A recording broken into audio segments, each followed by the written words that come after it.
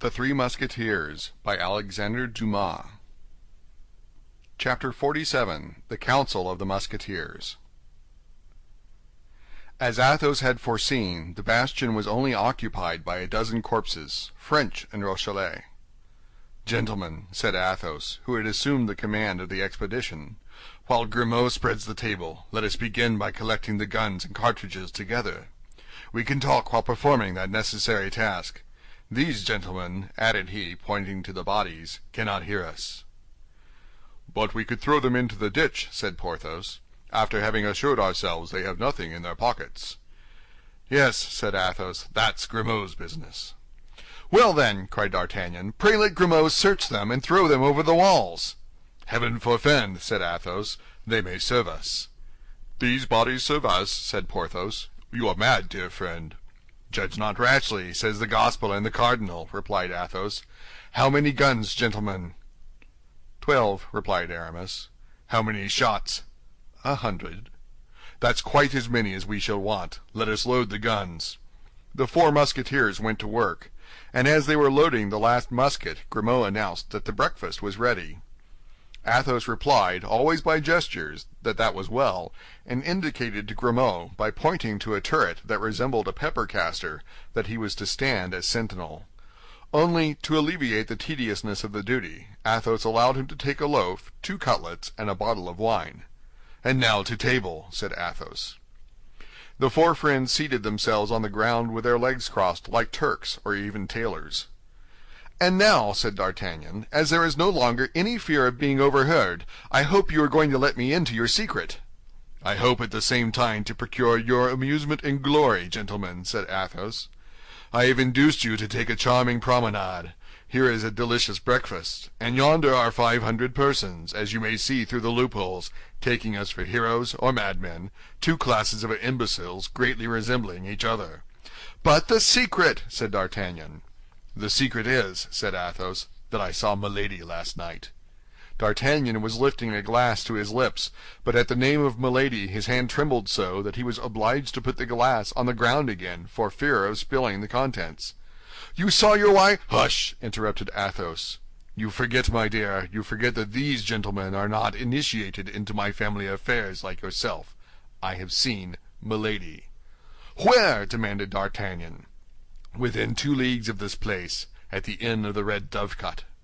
"In that case I am lost," said D'Artagnan.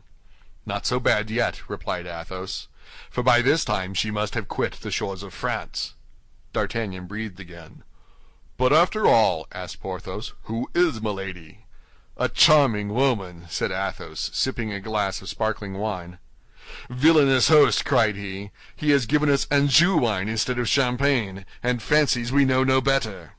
"Yes," continued he, "a charming woman, who entertained kind views toward our friend D'Artagnan, who, on his part, has given her some offense, for which she tried to revenge herself a month ago by having him killed by 2 musket shots, a week ago by trying to poison him, and yesterday by demanding his head of the cardinal." "What! By demanding my head of the cardinal?" cried D'Artagnan, pale with terror. "Yes, that is true as the gospel," said Porthos. "I heard her with my own ears." "I also," said Aramis. "Then," said D'Artagnan, letting his arm fall with discouragement, "it is useless to struggle longer. I may as well blow my brains out, and all will be over." "That's the last folly to be committed," said Athos, "seeing it is the only one for which there is no remedy." "But I can never escape," said D'Artagnan, "with such enemies. First my stranger of Meung, then De Wardes, to whom I have given 3 sword wounds, next Milady, whose secret I have discovered, finally the cardinal, whose vengeance I have balked." "Well," said Athos, "that only makes 4, and we are 4, 1 for 1. Pardieu, if we may believe the signs Grimaud is making, we are about to have to do with a very different number of people. What is it, Grimaud? Considering the gravity of the occasion, I permit you to speak, my friend, but be laconic, I beg. What do you see?" "A troop." "Of how many persons?" 20 men. "What sort of men?" 16 pioneers, 4 soldiers. "How far distant?" 500 paces. "Good. We have just time to finish this fowl, and to drink 1 glass of wine. To your health, D'Artagnan." "To your health," repeated Porthos and Aramis. "Well then, to my health, although I am very much afraid that your good wishes will not be of great service to me." "Bah!" said Athos. "God is great, as say the followers of Mohammed, and the future is in his hands." Then, swallowing the contents of his glass, which he put down close to him, Athos arose carelessly, took the musket next to him, and drew near to one of the loopholes. Porthos, Aramis, and D'Artagnan followed his example. As to Grimaud, he received orders to place himself behind the four friends in order to reload their weapons. "Pardieu," said Athos, "it was hardly worth while to distribute ourselves for 20 fellows armed with pickaxes, mattocks, and shovels. Grimaud had only to make them a sign to go away, and I am convinced they would have left us in peace." "I doubt that," replied D'Artagnan, "for they are advancing very resolutely. Besides, in addition to the pioneers, there are 4 soldiers and a brigadier armed with muskets." "That's because they don't see us," said Athos. "My faith," said Aramis, "I must confess I feel a great repugnance to fire on these poor devils of civilians." "He is a bad priest," said Porthos, "who has pity for heretics." "In truth," said Athos, "Aramis is right. I will warn them." "What the devil are you going to do?" cried D'Artagnan. "You will be shot." But Athos heeded not his advice. Mounting on the breach, with his musket in one hand and his hat in the other, he said, bowing courteously and addressing the soldiers and the pioneers, who, astonished at this apparition, stopped 50 paces from the bastion, "Gentlemen, a few friends and myself are about to breakfast in this bastion. Now you know nothing is more disagreeable than being disturbed when one is at breakfast. We request you, then, if you really have business here, to wait till we have finished our repast, or to come again a short time hence, unless, which would be far better, you form the salutary resolution to quit the side of the rebels, and come and drink with us to the health of the King of France." "Take care, Athos!" cried D'Artagnan. "Don't you see they are aiming?" "Yes, yes," said Athos, "but they are only civilians, very bad marksmen, who will be sure not to hit me." In fact, at the same instant 4 shots were fired, and the balls were flattened against the wall around Athos, but not one touched him. 4 shots replied to them almost instantaneously, but much better aimed than those of the aggressors. 3 soldiers fell dead, and one of the pioneers was wounded. "Grimaud," said Athos, still on the breach, "another musket." Grimaud immediately obeyed. On their part, the 3 friends had reloaded their arms. A second discharge followed the first. The brigadier and 2 pioneers fell dead. The rest of the troop took to flight. "Now, gentlemen, a sortie!" cried Athos. And the 4 friends rushed out of the fort, gained the field of battle, picked up the 4 muskets of the privates and the half-pike of the brigadier, and convinced that the fugitives would not stop till they reached the city, turned again toward the bastion, bearing with them the trophies of their victory. "Reload the muskets, Grimaud," said Athos, "and we, gentlemen, will go on with our breakfast, and resume our conversation. Where were we?" "I recollect you were saying," said D'Artagnan, "that after having demanded my head of the cardinal, Milady had quit the shores of France. Whither goes she?" added he, strongly interested in the route Milady followed. "She goes into England," said Athos. "With what view?" "With the view of assassinating, or causing to be assassinated, the Duke of Buckingham." D'Artagnan uttered an exclamation of surprise and indignation. "But this is infamous!" cried he. "As to that," said Athos, "I beg you to believe that I care very little about it. Now you have done, Grimaud, take our brigadier's half-pike, tie a napkin to it, and plant it on top of our bastion, that these rebels of Rochellais may see that they have to deal with the brave and loyal soldiers of the king." Grimaud obeyed without replying. An instant afterward, the white flag was floating over the heads of the 4 friends. A thunder of applause saluted its appearance. Half the camp was at the barrier. "How?" replied D'Artagnan. "You care little if she kills Buckingham, or causing him to be killed, but the duke is our friend." "The duke is English. The duke fights against us. Let her do what she likes with the duke. I care no more about him than an empty bottle." And Athos threw 15 paces from him an empty bottle from which he had poured the last drop into his glass. "A moment," said D'Artagnan. "I will not abandon Buckingham thus. He gave us some very fine horses." "And moreover, very handsome saddles," said Porthos, who at the moment wore on his cloak the lace of his own. "Besides," said Aramis, "God desires the conversion and not the death of a sinner." "Amen," said Athos, "and we will return to that subject later, if such be your pleasure. But what for the moment engaged my attention most earnestly, and I am sure you will understand me, D'Artagnan, was the getting from this woman a kind of carte blanche which she had extorted from the cardinal, and by means of which she could with impunity get rid of you, and perhaps of us." "But this creature must be a demon," said Porthos, holding out his plate to Aramis, who was cutting up a fowl. "And this carte blanche," said D'Artagnan, "this carte blanche, does it remain in her hands?" "No, it passed into mine. I will not say without trouble, for if I did I should tell a lie." "My dear Athos, I shall no longer count the number of times I am indebted to you for my life." "Then it was to go to her that you left us," said Aramis. "Exactly." "And you have the letter of the cardinal?" said D'Artagnan. "Here it is," said Athos, and he took the invaluable paper from the pocket of his uniform. D'Artagnan unfolded it with one hand, whose trembling he did not even attempt to conceal, to read. "December 3rd, 1627. It is by my order and for the good of the state that the bearer of this has done what he has done. Richelieu." "In fact," said Aramis, "it is an absolution according to rule." "That paper must be torn to pieces," said D'Artagnan, who fancied he read in it his sentence of death. "On the contrary," said Athos, "it must be preserved carefully. I would not give up this paper if covered with as many gold pieces." "And what will she do now?" asked the young man. "Why," replied Athos, carelessly, "she is probably going to write to the cardinal that a damned Musketeer named Athos has taken her safe conduct from her by force. She will advise him in the same letter to get rid of his two friends, Aramis and Porthos, at the same time. The cardinal will remember that these are the same men who have often crossed his path, and then some fine morning he will arrest D'Artagnan, and for fear he should feel lonely, he will send us to keep him company in the Bastille."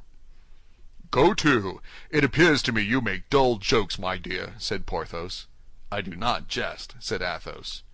"Do you know," said Porthos, "that to twist that damned Milady's neck would be a smaller sin than to twist those of these poor devils of Huguenots, who have committed no other crime than singing in French the psalms we sing in Latin." "What says the Abbé?" asked Athos quietly. "I say I am entirely of Porthos's opinion," replied Aramis. "And I too," said D'Artagnan. "Fortunately she is far off," said Porthos, "for I confess she would worry me if she were here." "She worries me in England as well as in France," said Athos. "She worries me everywhere," said D'Artagnan. "But when you held her in your power, why did you not drown her, strangle her, hang her?" said Porthos. "It is only the dead who do not return." "You think so, Porthos," replied the Musketeer, with a sad smile which D'Artagnan alone understood. "I have an idea," said D'Artagnan. "What is it?" said the Musketeers. "To arms!" said Grimaud. The young men sprang up and seized their muskets. This time a small troop advanced, consisting of from 20 to 25 men, but they were not pioneers, they were soldiers of the garrison. "Shall we return to the camp?" said Porthos. "I don't think the sides are equal." "Impossible, for 3 reasons," replied Athos. "The first, that we have not finished breakfast. The second, that we still have some very important things to say. And the third, that it yet wants 10 minutes before the lapse of the hour." "Well, then," said Aramis, "we must form a plan of battle." "That's very simple," replied Athos. "As soon as the enemy are within musket shot, we must fire upon them. If they continue to advance, we must fire again. We must fire as long as we have loaded guns. If those who remain of the troop persist in coming to the assault, we will allow the besiegers to get as far as the ditch, and then we will push down upon their heads that strip of wall which keeps it perpendicular by a miracle." "Bravo!" cried Porthos. "Decidedly, Athos, you were born to be a general, and the cardinal, who fancies himself a great soldier, is nothing beside you." "Gentlemen," said Athos, "no divided attention, I beg. Let each one pick out his man." "I cover mine," said D'Artagnan. "And I mine," said Porthos. "And I mine," said Aramis. "Fire, then," said Athos. The 4 muskets made but one report, but 4 men fell. The drum immediately beat, and the little troop advanced at charging pace. Then the shots were repeated without regularity, but always aimed with the same accuracy. Nevertheless, as if they had been aware of the numerical weakness of the friends, the Rochellais continued to advance in quick time. With every 3 shots at least 2 men fell, but the march of those who remained was not slackened. Arrived at the foot of the bastion, there were still more than a dozen of the enemy. A last discharge welcomed them, but did not stop them. They jumped into the ditch, and prepared to scale the breach. "Now, my friends," said Athos, "finish them at a blow! To the wall, to the wall!" And the four friends, seconded by Grimaud, pushed with the barrels of their muskets an enormous sheet of the wall, which bent as if pushed by the wind, and detaching itself from its base, fell with a horrible crash into the ditch. Then a fearful crash was heard, a cloud of dust mounted toward the sky, and all was over. "Can we have destroyed them all, from the first to the last?" said Athos. "My faith, it appears so," said D'Artagnan. "No," cried Porthos, "there go 3 or 4 limping away." In fact, 3 or 4 of these unfortunate men, covered with dirt and blood, fled along the hollow way, and at length regained the city. These were all who were left of the little troop. Athos looked at his watch. "Gentlemen," said he, "we have been here an hour, and our wager is won, but we will be fair players. Besides, D'Artagnan has not told us his idea yet." And the Musketeer, with his usual coolness, reseated himself before the remains of the breakfast. "My idea?" said D'Artagnan. "Yes, you said you had an idea," said Athos. "Oh, I remember," said D'Artagnan. "Well, I will go to England a second time. I will go and find Buckingham." "You shall not do that, D'Artagnan," said Athos coolly. "And why not? Have I not been there once?" "Yes, but at that period we were not at war. At that period Buckingham was an ally and not an enemy. What you would now do amounts to treason."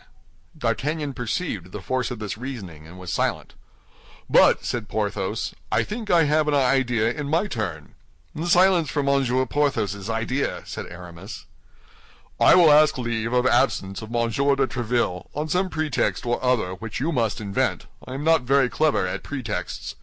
Milady does not know me. I will get access to her without her suspecting me, and when I catch my beauty, I will strangle her." "Well," replied Athos, "I am not far from approving the idea of Monsieur Porthos." "For shame," said Aramis. "Kill a woman? No, listen to me. I have the true idea." "Let us see your idea, Aramis," said Athos, who felt much deference for the young Musketeer. "We must inform the queen." "Ah, my faith, yes," said Porthos and D'Artagnan at the same time. "We are coming nearer to it now." "Inform the queen," said Athos. "And how? Have we relations with the court? Could we send anyone to Paris without its being known in the camp? From here to Paris it is 140 leagues. Before our letter was at Angers, we should be in a dungeon." "As to remitting a letter with safety to her Majesty," said Aramis, coloring, "I will take that upon myself. I know a clever person at Tours." Aramis stopped on seeing Athos smile. "Well, do you not adopt this means, Athos?" said D'Artagnan. "I do not reject it altogether," said Athos. "But I wish to remind Aramis that he cannot quit the camp, and that nobody but one of ourselves is trustworthy.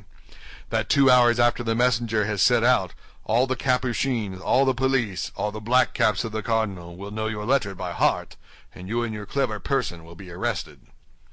"Without reckoning," objected Porthos, "that the queen would save Monsieur de Buckingham, but would take no heed of us." "Gentlemen," said D'Artagnan, "what Porthos says is full of sense." "Ah, but what's going on in the city yonder?" said Athos. "They are beating the general alarm." The four friends listened, and the sound of the drum plainly reached them. "You see that they are going to send a whole regiment against us," said Athos. "You don't think of holding out against a whole regiment, do you?" said Porthos. "Why not?" said the Musketeer. "I feel myself quite in a humor for it, and I would hold out before an army if we had taken the precaution to bring a dozen more bottles of wine." "Upon my word, the drum draws near," said D'Artagnan. "Let it come," said Athos. "It is a quarter of an hour's journey from here to the city, consequently a quarter of an hour's journey from the city to hither. That is more than time enough for us to devise a plan. If we go from this place, we shall never find another so suitable. Ah, stop! I have it, gentlemen. The right idea has just occurred to me." "Tell us." "Allow me to give Grimaud some indispensable orders." Athos made a sign for his lackey to approach. "Grimaud," said Athos, pointing to the bodies which lay under the wall of the bastion, "take those gentlemen, set them up against the wall, put their hats upon their heads, and their guns in their hands." "Ah, the great man!" cried D'Artagnan. "I comprehend now." "You comprehend?" said Porthos. "And do you comprehend, Grimaud?" said Aramis. Grimaud made a sign in the affirmative. "That's all that is necessary," said Athos. "Now for my idea." "I should like, however, to comprehend," said Porthos. "That is useless." Yes, yes, Athos's idea, cried Aramis and D'Artagnan at the same time. This milady, this woman, this creature, this demon, has a brother-in-law, as I think you told me, D'Artagnan. Yes, I know him very well, and I also believe that he has not a very warm affection for his sister-in-law. There is no harm in that. If he detested her, it would be all the better, replied Athos. In that case, we are as well off as we wish. And yet, said Porthos, I would like to know what Grimaud is about. Silence, Porthos, said Aramis. What is her brother-in-law's name? Lord de Winter. Where is he now? He returned to London at the first sound of war. Well, there's just the man we want, said Athos. It is he whom we must warn. We will have him informed that his sister-in-law is on the point of having someone assassinated, and beg him not to lose sight of her. There is in London, I hope, some establishment like that of the Magdalene or of the Repentant Daughters. He must place his sister in one of these, and we shall be in peace. Yes, said D'Artagnan, till she comes out. Ah, my faith, says Athos, you require too much, D'Artagnan. I have given you all I have, and I beg leave to tell you that this is the bottom of my sack. But I think it would be still better, said Aramis, to inform the queen and Lord de Winter at the same time. Yes, but who is to carry the letter to Tours, and who to London? I answer for Bazin, said Aramis. And I for Planchet, said D'Artagnan. Aye, said Porthos, if we cannot leave the camp, our lackeys may. To be sure they may, and this very day we will write the letters, said Aramis. Give the lackeys money, and they will start. We will give them money, replied Athos. Have you any money? The four friends looked at one another, and a cloud came over the brows which but lately had been so cheerful. Look out, cried D'Artagnan. I see black points and red points moving yonder. Why did you talk of a regiment, Athos? It is a veritable army. My faith, yes, said Athos. There they are. See the sneaks come without drum or trumpet. Ah, have you finished, Grimaud? Grimaud made a sign in the affirmative, and pointed to a dozen bodies which he had set up in the most picturesque attitudes. Some carried arms, others seemed to be taking aim, and the remainder appeared merely to be sword in hand. Bravo, said Athos. That does honor to your imagination. All very well, said Porthos, but I should like to understand. Let us decamp first, and you will understand afterward. A moment, gentlemen, a moment. Give Grimaud time to clear away the breakfast. Ah, said Aramis, the black points and the red points are visibly enlarging. I am of D'Artagnan's opinion. We have no time to lose in regaining our camp. My faith, said Athos, I have nothing to say against a retreat. We bet upon 1 hour, and we have stayed an hour and a half. Nothing can be said. Let us be off, gentlemen, let us be off. Grimaud was already ahead with the basket and the dessert. The four friends followed 10 paces behind him. What the devil shall we do now, gentlemen? Cried Athos. Have you forgotten anything? Said Aramis. The white flag, morbleu! We must not leave a flag in the hands of the enemy, even if that flag be but a napkin. And Athos ran back to the bastion, mounted the platform, and bore off the flag. But as the Rochellais had arrived within musket range, they opened a terrible fire upon this man, who appeared to expose himself for pleasure's sake. But Athos might be said to bear a charmed life. The balls passed and whistled all around him. Not one struck him. Athos waved his flag, turning his back on the guards of the city, and saluting those of the camp. On both sides loud cries arose, on the one side cries of anger, and on the other cries of enthusiasm. A second discharge followed the first, and 3 balls by passing through it made the napkin really a flag. Cries were heard from the camp, "Come down! Come down!" Athos came down. His friends who anxiously awaited him saw him returned with joy. "Come along, Athos, come along!" cried D'Artagnan. "Now we have found everything except money, it would be stupid to be killed." But Athos continued to march majestically, whatever remarks his companions made, and they, finding their remarks useless, regulated their pace by his. Grimaud and his basket were far in advance, out of the range of the balls. At the end of an instant they heard a furious fusillade. "What's that?" asked Porthos. "What are they firing at now? I hear no balls whistle, and I see nobody." "They are firing at the corpses," replied Athos. "But the dead cannot return their fire." "Certainly not. They will then fancy it is an ambuscade. They will deliberate, and by the time they have found out the pleasantry, we shall be out of the range of their balls. That renders it useless to get a pleurisy by too much haste." "Oh, I comprehend now," said the astonished Porthos. "That's lucky," said Athos, shrugging his shoulders. On their part, the French, on seeing the four friends return at such a step, uttered cries of enthusiasm. At length a fresh discharge was heard, and this time the balls came rattling among the stones around the four friends, and whistling sharply in their ears. The Rochellais had at last taken possession of the bastion. "These Rochellais are bungling fellows," said Athos. "How many have we killed of them? A dozen? Or 15? How many did we crush under the wall? 8 or 10. And in exchange for all that, not even a scratch. Oh, but what is the matter with your hand, D'Artagnan? It bleeds, seemingly." "Oh, it's nothing," said D'Artagnan. "A spent ball? Not even that. What is it, then?" We have said that Athos loved D'Artagnan like a child, and this somber and inflexible personage felt the anxiety of a parent for the young man. "Only grazed a little," replied D'Artagnan. "My fingers were caught between two stones, that of the wall and that of my ring, and the skin was broken." "That comes of wearing diamonds, my master," said Athos disdainfully. "Ah, to be sure," cried Porthos, "there is a diamond. Why the devil, then, do we plague ourselves about money when there is a diamond?" "Stop a bit," said Aramis. "Well thought of, Porthos. This time you have an idea." "Undoubtedly," said Porthos, drawing himself up at Athos's compliment. "As there is a diamond, let us sell it." "But," said D'Artagnan, "it is the queen's diamond." "The stronger reason why it should be sold," replied Athos. "The queen saving Monsieur de Buckingham, her lover, nothing more just. The queen saving us, her friends, nothing more moral. Let us sell the diamond. What says Monsieur the Abbé? I don't ask Porthos; his opinion has been given." "Why, I think," said Aramis, blushing as usual, "that his ring not coming from a mistress, and consequently not being a love token, D'Artagnan may sell it." "My dear Aramis, you speak like theology personified. Your advice, then, is—" "To sell the diamond," replied Aramis.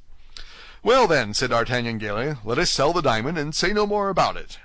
The fusillade continued, but the four friends were out of reach, and the Rochellais only fired to appease their consciences.